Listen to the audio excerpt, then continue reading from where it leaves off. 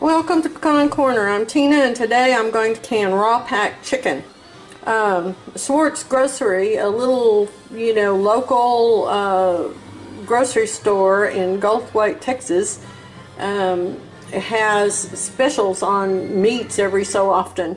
I buy my bacon from them. I buy 25 pounds at a time of, not 25 pounds, 10 pounds at a time of covered wagon bacon, which is a restaurant packed bacon, nice thick slices for $2.50 a pound.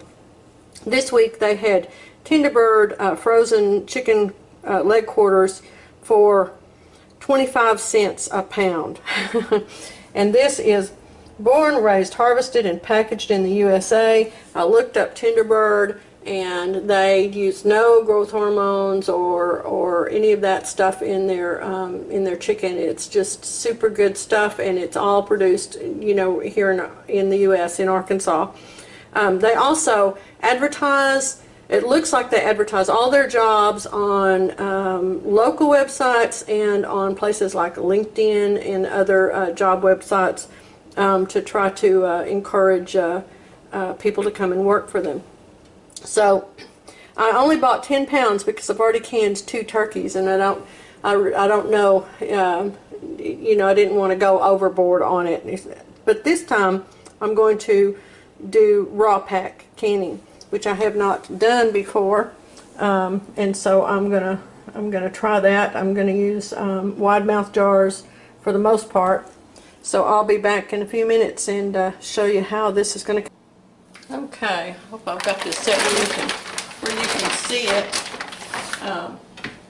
I'm going to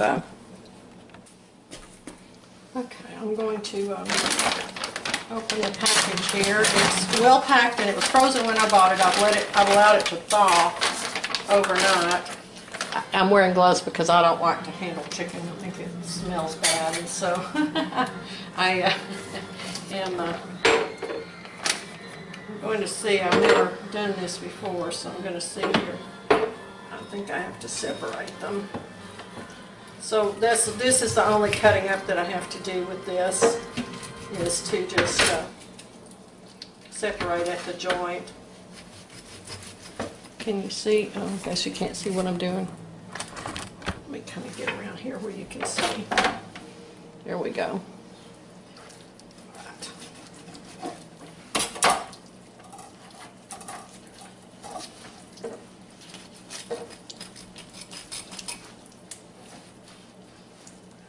Find that you can feel where the joint is, and just cut down into it. You should be able to just separate it. There we go. It should break itself open. There we go. Oh, that's why I was cutting in the wrong spot here. There we go. Okay. Now then, all I'm going to do now is just pack this into the, okay, now the way that goes, I'm going to put the leg in there first, so it'll be down the bottom. There we go. Take up all that space. And I'm just going to pack that right in there. Okay, so I can get, this is a 3/4 of a quart jar. I accidentally bought these by mistake, and so that's what I'm using for this, and it actually holds one leg and one thigh pretty well. So I'm going to continue and finish putting the whole 10 pounds into my jars, and then I'll come back and show you what I'm going to do after that. Good thing I had my gloves on. The postman came while I was working on that. That only took about well, it really only took about 5 minutes once I got the hang of what I was doing. I ended up switching knives. Started out with a serrated knife, and I ended up having to go to an actual sharp knife. Now I'm using paper towels to clean this up with. If I used a cloth, I would need to go ahead and put it right away into the dirty clothes and wash it. And now I'm using some bleach water all over my counter. I'll clean up again once I'm done, but I like to just keep cleaning up as I'm going, just to be sure, especially when I'm working with something like this. And All right, that'll leave some bleach water there to counteract anything. Now, my next step is to put some salt in these. So let me adjust my camera. I also need to clean these rims before I go any further. So I'm going to use some straight vinegar and clean these rims with a paper towel. This doesn't have to be sterile because they're going to be sterilized, but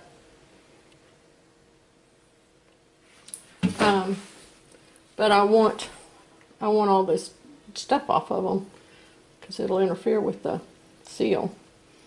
And somebody, I should have looked. Somebody in the comments suggested using the vinegar, and it makes perfect sense in another video that I did. And I'll have to look back there and I'll give you a thank you. Can't remember who it was that told me that, but it was a good idea. I was able to get 1/4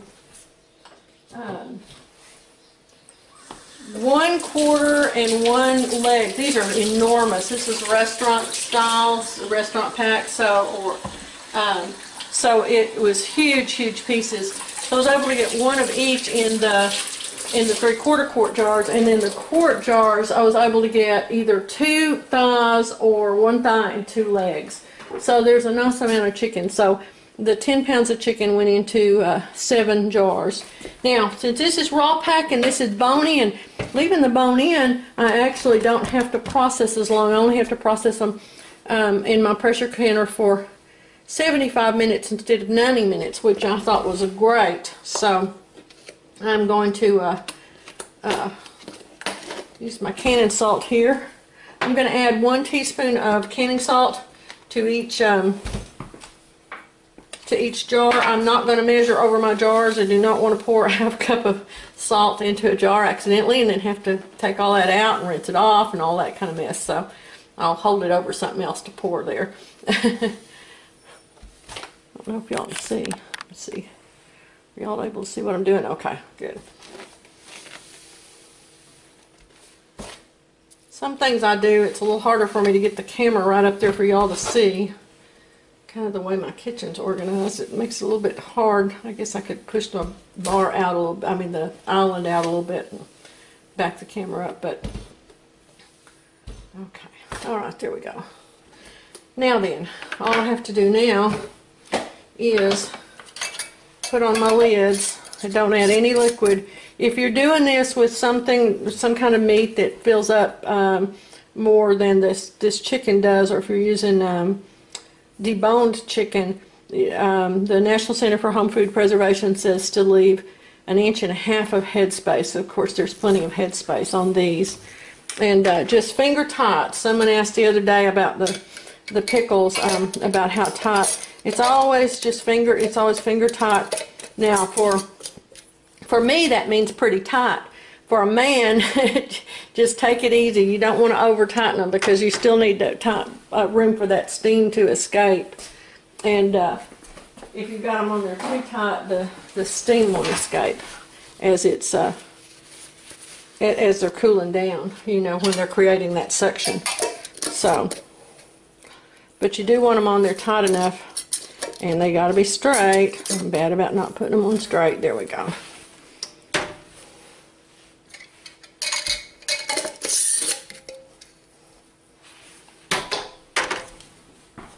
We don't have to sterilize these lids or jars for pressure canning. Like you know, when you're doing water bath canning, you have to have everything sterile. But with pressure canning, those temperatures get high enough and hot enough for long enough that it'll do its sterilization for you. So that's another reason that pressure canning is a lot easier and faster in a lot of ways. Although it takes longer to actually do the cooking process, that's something that you know, I don't have to be involved with. I don't have to stand there and do things with it. So I can be doing other things while that's going on. So my friends Herb and Renee told us about this chicken they called the other day. They had bought 20 pounds and put up, they have an enormous All-American canner, and they offered me that. And I said, oh, I've already put up those turkeys, so I think this will be enough. And that's just perfect. I've got 7 quarts in my canner. So now I'm going to put my lid on. I'm going to hold it up, and I'm going to look through here before I put my lid on every single time. Be sure I can see daylight through there, that way I can be sure it's not clogged. Every canner has its own methods that you put it on. This one has a little V that goes there. It's got a little thing that sits up here that'll pop up when it starts getting some pressure in it. It's got a little safety valve over here, and there's another safety valve somewhere kind of hidden, I think under one of the handles. But always keep your book to your canner. Where's mine? Here we go. Follow. So I got chicken on that, so I'm going to throw that in the wash. I'm not going to use that again. I don't want to set my jars when they come out on that because it had that raw chicken on it, so I don't want to cross-contaminate, so I'll get a clean one out for that. We're going to look here. Pressure canning poultry. Here we go. Quarts, 75 minutes with the bone. Now then, this is 10 pounds of pressure, but at I'm above 1,000 feet in elevation. You need to look on Google and find your actual elevation for your location, for your address. So I have to use 15 pounds of pressure because I have this little weighted one that I with my canner instead of a gauge, and so that's how I'm going to do that. So I'll be back and show you once it starts doing some more things. I'm still waiting for it to, what's going to happen is this little thing right here is going to pop up, but right now it's just spewing out steam and water. This will pop up and then steam will start shooting out that little top part. And then I'll start timing it. I'll come back and tell you about that in a few minutes. Okay, now this little thing has popped up. So now I'm going to time it and let the steam come out of here for 10 minutes before that's called venting it. And my instructions say to vent it for 10 minutes before putting my weight on the top. Okay, now my timer's just gone off. So now I'm going to put now I have to wait for that to start jiggling. And when it starts jiggling, then I'll start my timer. Be back when it starts. Okay, now it is jiggling. I want it to jiggle kind of slowly, so I'm going to turn the fire down a little bit. Now I'm going to set my timer for 75 minutes. And then when it's done, I'll turn my heat off and just let it sit there. I won't touch that petcock or anything. That will wait. So I'll be back in 75 minutes when the timer goes off. Alright, my timer's just gone off, so I've just turned the heat off, but now I'm just going to let that sit and cool off naturally. I'll leave the weight on it, and the steam will just real gradually fall off, and I'll let it sit there until there's no more steam in it before I even touch that or open it up at all. So it'll sit there for another 2 or 3 hours at least. It's 1:30 now. We're going to go to church tonight, so I may be able to open it before we leave for church, but if not, usually what I end up doing is just letting it sit till the next day and open it up. Either way, we're all done, and as you can see, while it took a long time, it didn't take a lot of time from me. I'll come back and show you the final product once I take them out. Okay, it's cooled off. No more steam in there. So I'm going to take the lid off and remove my jars and let them cool out. Let me get my jar lifter.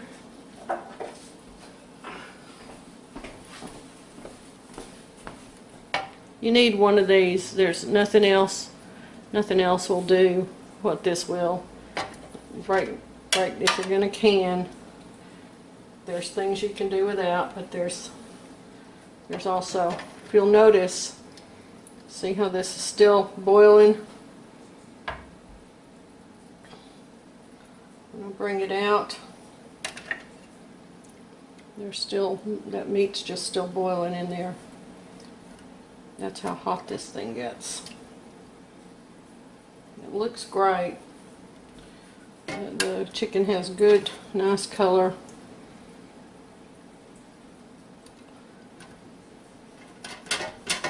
And it looks like they've all sealed. So unlike the, you know, when you do water bath canning, you pull them out and they start sealing after that. And this one, in this kind of canning, they should be sealed before they come out. Let me get it over here where you can see. See how that's, see how it's still boiling in there? Now you can, the instructions on the National Center for Home Preservation say that you can add some liquid when you're raw packing chicken.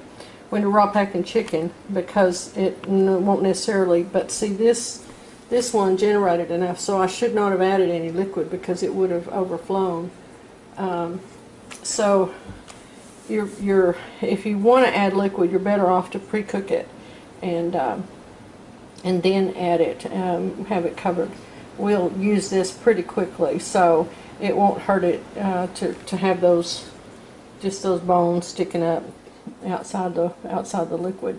But you can see it's just still boiling away. So there we go. For $2.50, I have 7 nice jars of chicken meat that is ready to go into any recipe that we want to cook it in, or to make chicken salad with. All right, thanks a bunch. I hope you all will give us a thumbs up, and please subscribe if this has spurred you to go read the National Center for Home Preservation's website about canning, about pressure canning, and learn how to do your own meats. All right, thanks a bunch. Bye.